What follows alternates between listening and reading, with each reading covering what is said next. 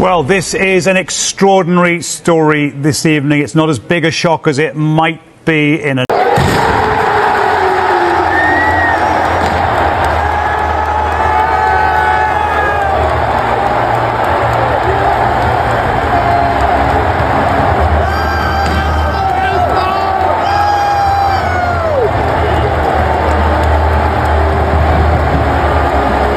Think about that, and please, can you talk about Rodrygo? Yeah. Because this guy, nobody talks about him.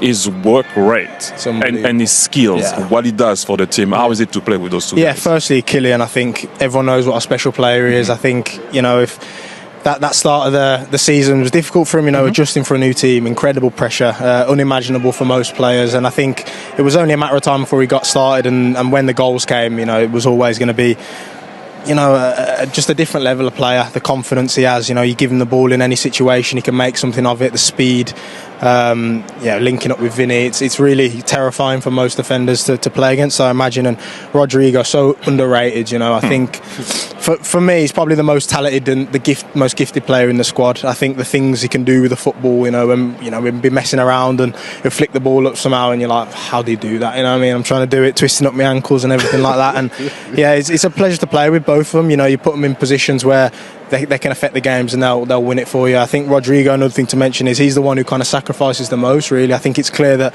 his favourite position is the left. I think it's important to note that he does a lot for the team as well, defensively on the right side, which isn't his favourite, but never complains, just gets on with it, and that's the way we have to continue.